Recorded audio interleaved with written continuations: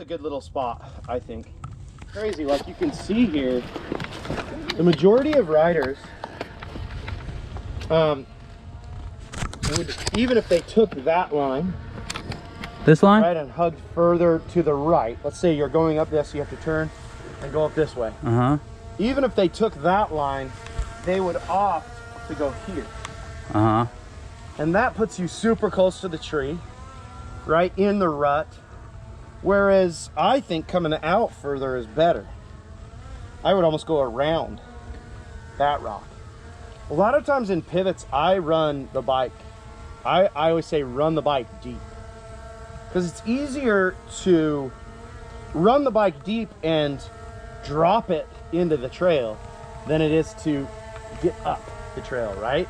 So if you run it deep, you can always lose elevation. Losing elevation is easier than gaining elevation, right?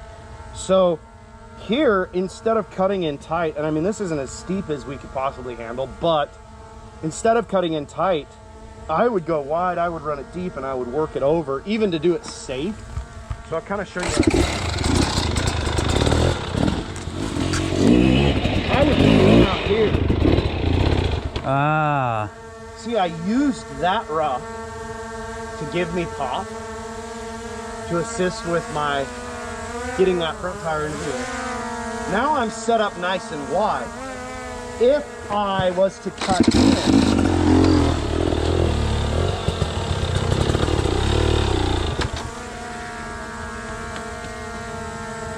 so now you have to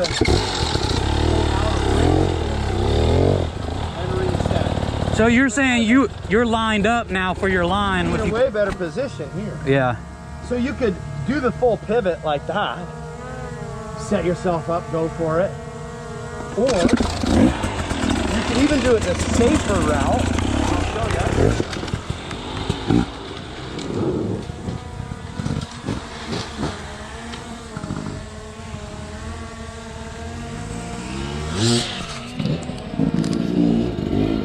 Safer route, and just run the bike.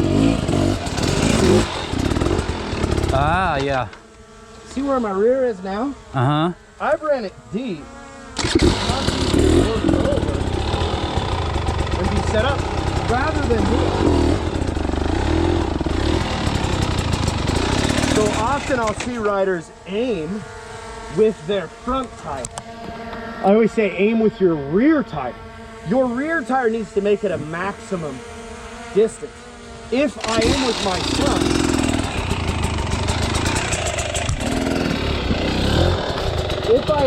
front, I get to here. Then I have to work twice as hard to get the bike over, and it's gonna end up putting me there. That's why there's so many lines right there. Yeah. Because everybody goes like this. And they fight their bike over, and look, they're still in line for the tree. So if I run the bike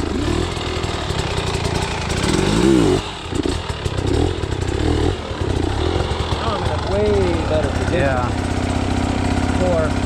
Or come up like you said, so you get your front end up here, and then pivot over. Run it deep and work it over. Okay. Or use that as your kind of helper. I'm always searching for something like that. In fact, I didn't really even think of it until I was there. Once I got to it, I was like, oh, I'll use that. And I use that to get my pivot. And then this, you know, this is kind of an interesting one. It's like, it's kind of an undercut, messed up ledge. You could do this a few different ways. Going to the left would be good. You've always got to get the bike to go deep. I would almost just hit this kind of like a splatter. So I'm just going to run it hard and go straight to the rear off of that little rock.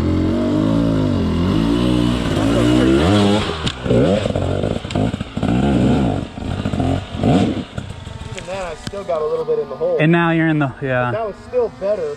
At least I'm up. It's an awkward section. In the spot. If I was to do it again, I would probably hold a little more pressure and just try to get the bike to go a little deeper. So did you, you hit that one right there, yeah. Yep. Here though, we have where there's a rock here, so commonly guys will spin their tire here. Okay. driving their rear into the obstacle, you can see I have a little bit of room. So I'm just going to try to get it back a tiny bit. That gave me 4 inches. That gave me a few more inches. Yep. Now I'm back. And I can use that getting unstuck technique. Yeah, I see. What you applied, we were learning earlier. Yep, now we're doing it in the actual situation. There's a reason why there's so many holes here. There's a reason why there's so much struggle. Because guys don't use the technique.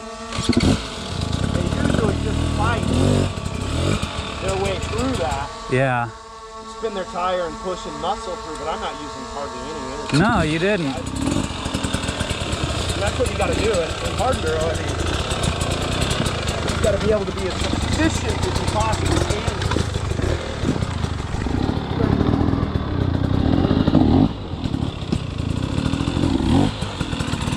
Using that turnaround, right? I'm using that clutch slip all the time.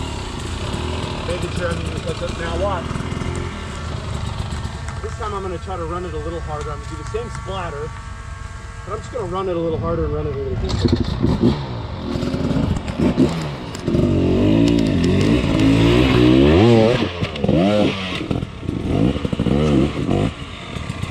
Just about did it. Still got caught up on that one, but I'm still a little more.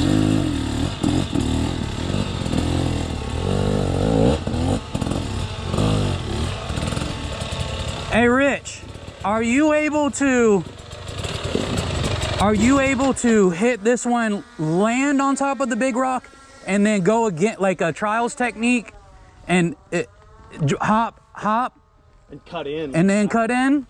Yeah, it's tough because the lip is over here. Oh. So I'm tight. Oh, right? yeah, you're coming this, yeah. So I didn't see it till I can get further out, yeah. I might be able to do that. I didn't see it until I was over here. I didn't notice the that. lip is to the inside, so it's kind of putting me in a hard position. I'll Yeah. try one more. I'm kind of debating, like I could cut out, get on top of that and cut it wide, but it's not the best run in there. So Yeah. I think I'm gonna stick with what I'm doing and really just try to get a turn off of that and then hug to the right and go right over the peak Gotcha. of the rock.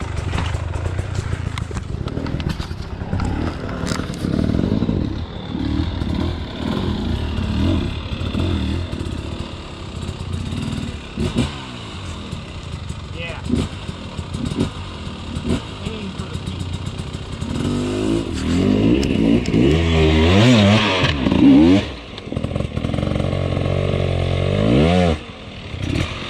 Damn! Put my feet down, but Oh, shit.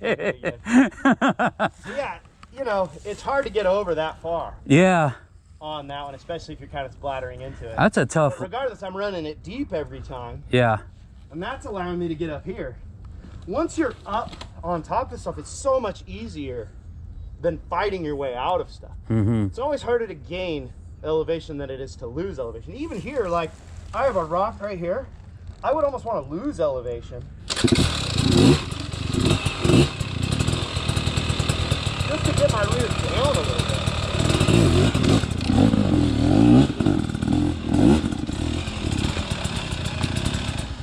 So I'm always trying to just find the best line. Gotcha. It's a lot harder than you would think. That's a hard line. If you're, That's a weird one. yeah, it's a weird one. I see guys do what you said. They get up here and then they're just spinning, crawling their way. Push, fight, spin. yes. Push, fight, spin, fight up there, right? Yeah, Whereas I'm trying to just maintain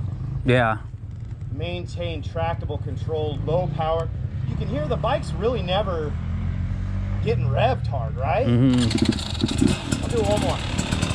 Or maybe I'll do the full thing here. Oh yeah. Drone video of it. I bet you that was killer.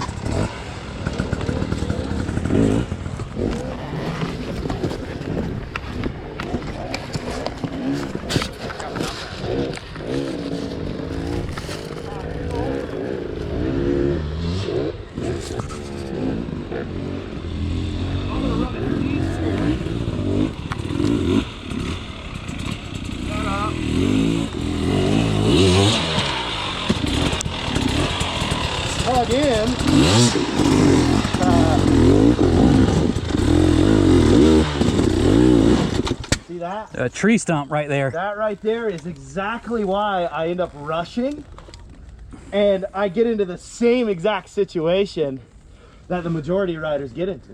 As soon as you start to hurry like that, you saw I spun my tire. I just relaxed a little bit. You caught that tree stump too. Oh, that, look at that. Yeah. So I was trying to kind of cut and hopefully get it to the inside there. Different. They're a little on the slick side. But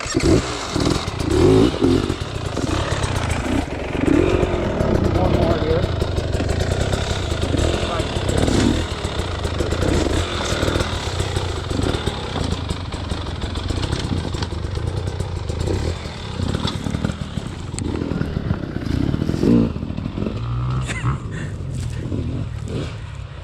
He's so precise, man.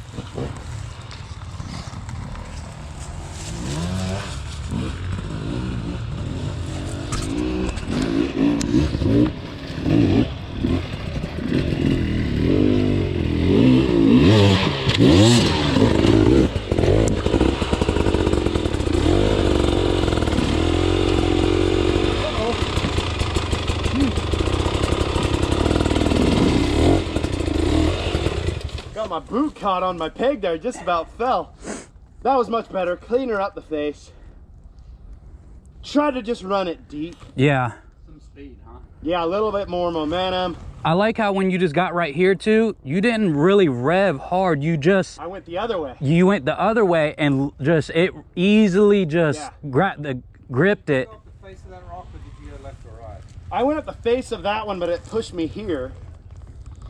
And then I went over the edge of this one, which I pushed a little deep. I would have liked to have stopped there and worked it over, but still made it through. But you guys can see like what happens in situations like this.